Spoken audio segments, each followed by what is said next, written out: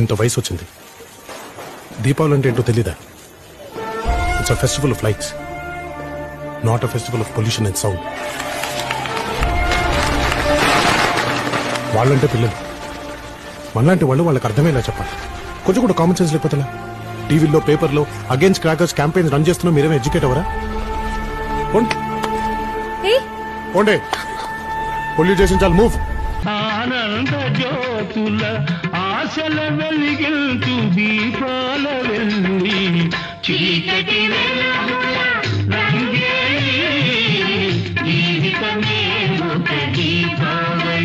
Crackers వద్దని చెప్పాను అందరికి. దీపావళి అంటే దీపాల పండగ కదా.